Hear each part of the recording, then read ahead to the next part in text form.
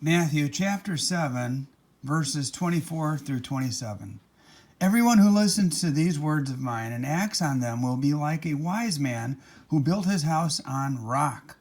The rain fell, the floods came, and the winds blew and buffeted the house.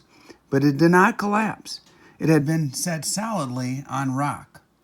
And everyone who listens to these words of mine but does not act on them will be like a fool who built his house on sand. The rain fell, the floods came, and the winds blew and buffeted the house, and it collapsed, and it was completely ruined. What is your stack built on?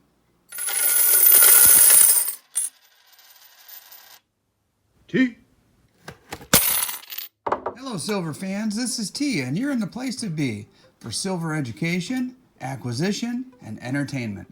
In today's episode, I discuss the foundation of my stack and how it evolved throughout the course of the year 2020, and look ahead to how this stack will continue to grow in 2021. I sincerely appreciate you watching and humbly request that you hit the like button and subscribe if you haven't done so already. In addition, I'd love it if you would comment and let me know what you think about the points that I raised today. Here's a brief summary of how my year went. Well before March 13th, when the world shut down, I began working on my American Silver Eagle collection.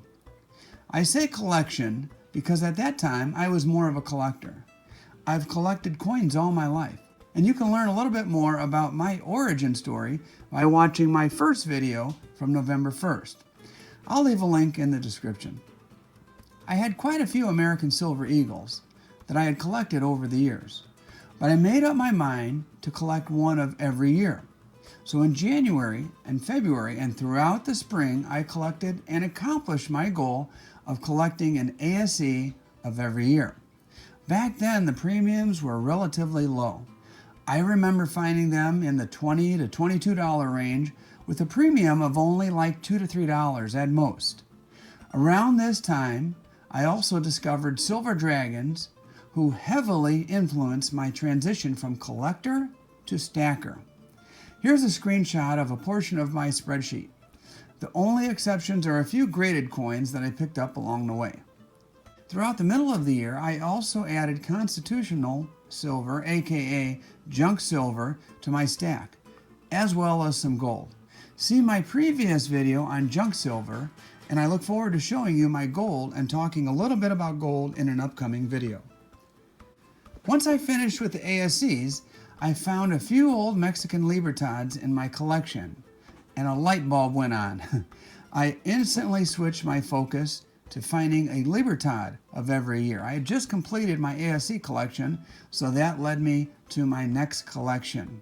At first, it was really easy. I could pick up raw libs somewhere near $20, and even graded libs in the low 30s. Those days are long gone now.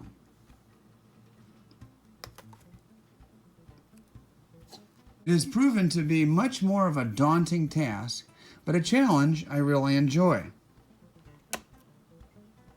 As I was making my way through the years, finding Libertads at LCSs, a coin show, eBay, Facebook auctions, something happened that slowed my progress. The first thing is that the premiums went through the roof.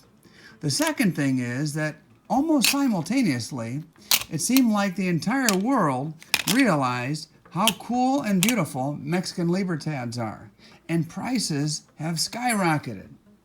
Gone are the days when you could find Libertads on eBay for $20 with free shipping. As of now, I still need a handful of dates to accomplish my goal of obtaining a Libertad of each year.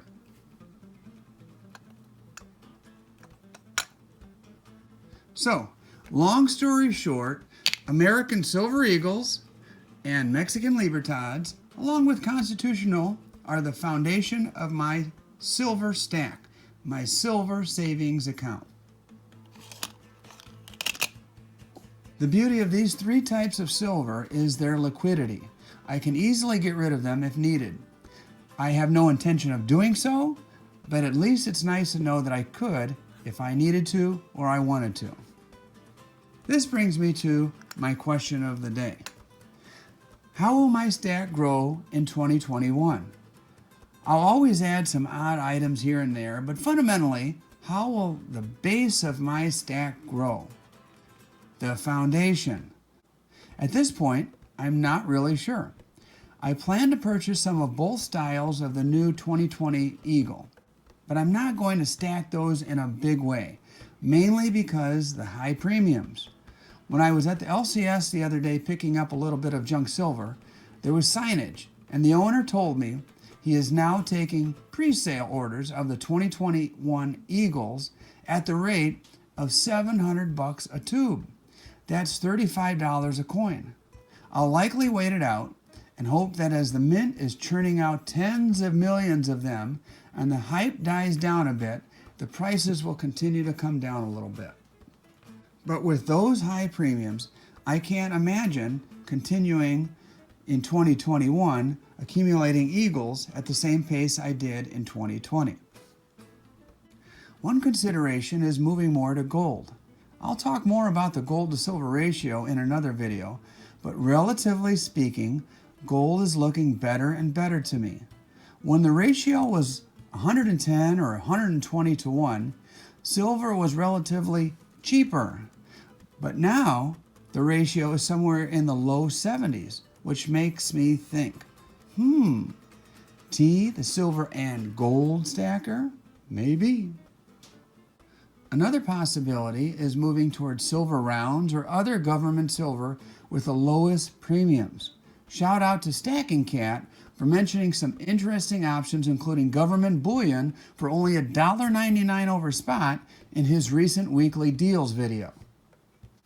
One thing I do know is that I believe in precious metals. If for any other reason, they have allowed me to save like never before. So here's my question to you. Feel free to leave a comment and let me know where your mind is on all this. What is your stack going to look like in 2021? I'm not talking about, the fun stuff. I'm talking about the foundation of your stack. What is your stack going to be built on in 2021? As I sign off, I'd like to wish everyone watching a wonderful new year. And in 2021, my wish for you, based on my stacking philosophy, is this. May your premiums be low and your stacks be high. T.